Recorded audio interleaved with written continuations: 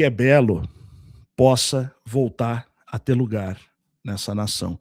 Que tem sim muitas maravilhas, muitas coisas belas, né? Tem muitas coisas eh, profundas, tem muita sabedoria de fato, né? Porém, ainda há muita obscuridade, ainda há um oculto de trevas muito forte que a gente precisa compreender, né? O lado místico da luz também. Os mistérios, o lado místico são os mistérios da luz, né? Para que a gente possa, de fato, estabelecer no Brasil aquilo que Arthur estabeleceu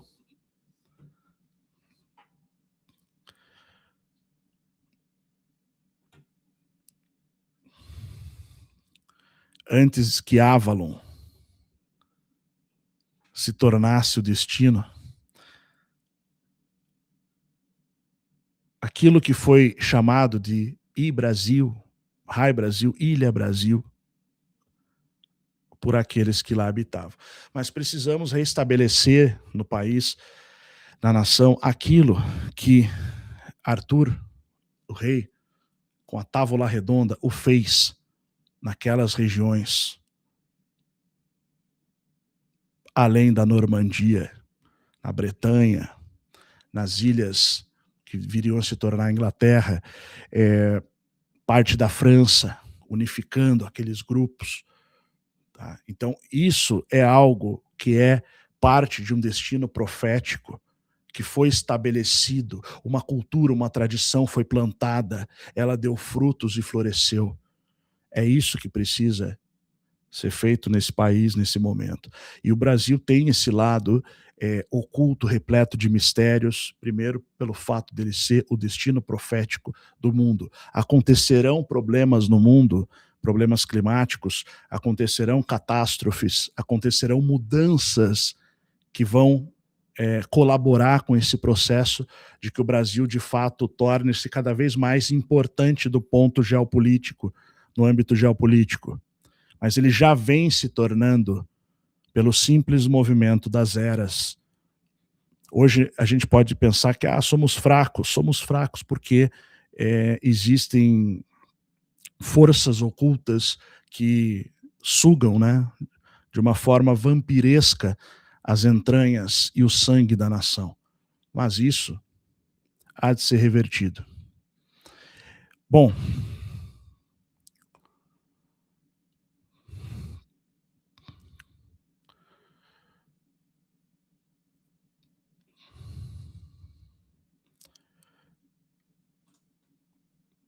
por isso a verdadeira história do Brasil, tá, pessoal? Ajude a viabilizar esse trabalho, adquira Verdadeira História do Brasil, R$ 99,00, 90 dias para enviar. Ainda está em processo de desenvolvimento e a gente vai fazer aqui 100 unidades, primeiramente, com autógrafo, né? Aí as demais entram na edição normal, tá? Com dedicatória e autógrafo. Ok, pessoal, como foi feito no da Tartária. E quem não adquiriu ainda da Tartária, Viagens dos Navios de Salomão ao Rio das Amazonas, é de lei, é obrigação. Entra lá, Instituto São Brandão, tá? Vai na livraria, ok? Vamos entrar aqui, vamos assistir um pouco, deixa eu passar um pouquinho dessa aula. Tá? Essa aqui é uma aula fechada, eu vou passar um pedaço dela, é um dos conteúdos que está lá dentro do Instituto São Brandão, que você vai ter acesso adquirindo em qualquer um dos pacotes, qualquer um dos planos, né? Agora são planos, plano mensal, plano anual, plano vitalício. É assim que se divide agora, tá? Plano mensal, anual, vitalício. Nos três você vai ter acesso a esse material aqui. Tá? E essa aqui é uma aula chamada aula 10, os povos Jequitânidas do Brasil. É a primeira dessa sequência. Não é a primeira, deixa eu ver. É a parte 10, na verdade, vai até a parte 11. Então aqui essa parte 10 é bem interessante, eu vou passar alguns minutos para você ver. Deixa só eu colocar aqui para ter certeza que vai funcionar o áudio.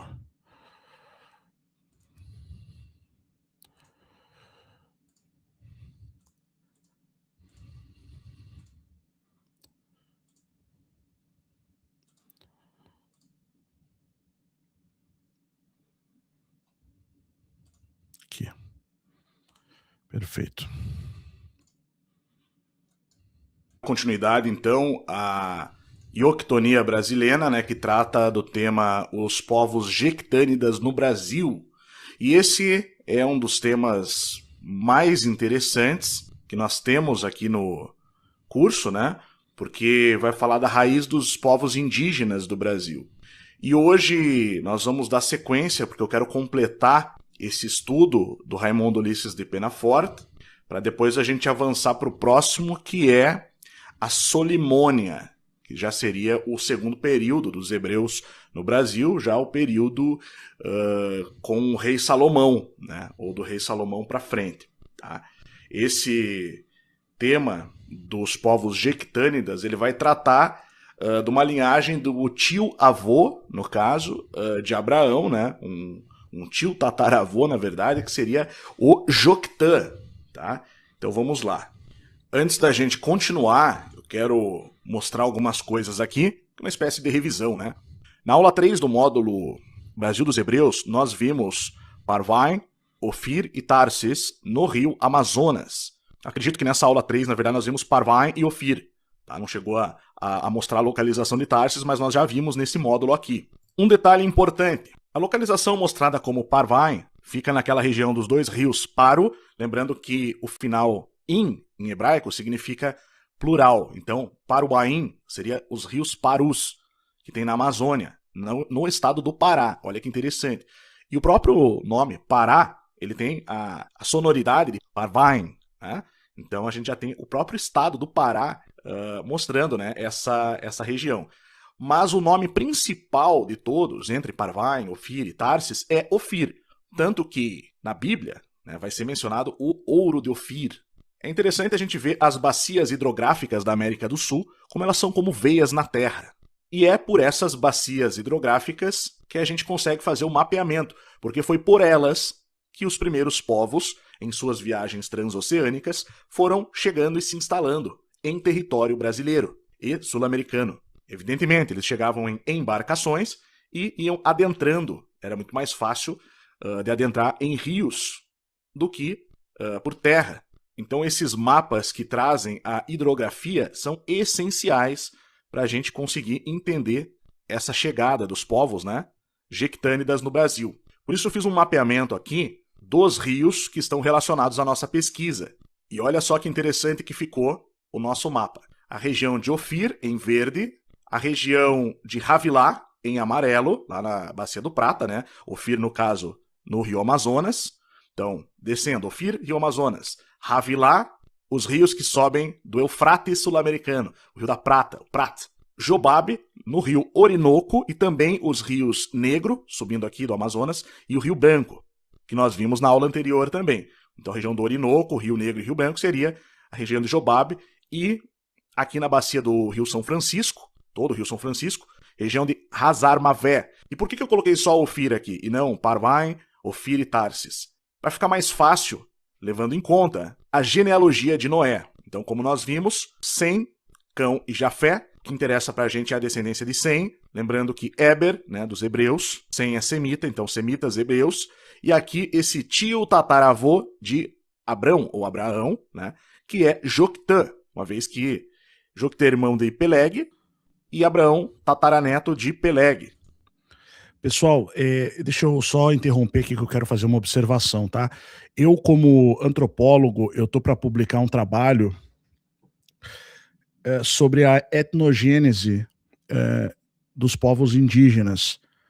E eu vou levantar essa tese da relação com os hebreus, tá? Dessa relação com os hebreus, e não somente, né, com outros povos também, mas com base nas narrativas jesuíticas e nas narrativas dos tempos dos descobrimentos. Tá? Então, isso é bem interessante. Eu cito, inclusive, bastante aqui essa obra, Viagens dos Navios de Salomão ao Rio das Amazonas, que é um livro de 150 anos do autor Dom Henrique Onfroy de Thoron, que a gente traduziu para o português moderno, né? Ele é francês, chegou a ter uma edição em português antigo, mas é de difícil leitura, então é de 155 anos atrás. A gente traduziu o português moderno e eu fiz uma introdução e prefácio, botei muitas ilustrações para facilitar o entendimento, né? Fiz notas explicativas dos pontos que o autor estava se referindo, ele que foi um etnólogo e linguista, tá? Que pesquisou muito e morou ali, mapeou a Amazônia. Então, a gente vai fazer essa restauração também agora com esse livro A Verdadeira História do Brasil, tá? Então, eu estou para publicar um trabalho, eu vou depois ter uma parte de artigos ali no site do Instituto São Brandão, já tem a biblioteca, né? Meu artigo vai estar lá na biblioteca também, algumas coisas serão publicadas, alguns artigos que são relevantes dentro desse cenário, para você, por exemplo, que já é membro do Instituto São Brandão e quer fazer uma pós-graduação, a gente vai entrar com uma pós agora em breve, tá? Com uma pós-graduação, sobre história estratégica e construção civilizacional, tá? A gente está falando sério sobre essa questão. Meu próximo livro é sobre o príncipe, ou Sua Majestade, né? Sua Alteza Real Imperial, Dom Antônio César de Avis Trastâmara, Lisboa, tá? O rei encoberto do Brasil, o rei que foi abafado da história. Então tem todo um Brasil oculto que você não conhece. Eu faço parte, né, dessa revelação, vamos dizer assim, ativamente. A primeira vez que ele apareceu no YouTube foi aqui no Além da Nuvem, tá? A primeira vez que ele apareceu na internet, se revelando. Isso vem de um fator profético dentro dos estudos relacionados ao Quinto Império, tá? Então, a gente está falando do Império restaurado,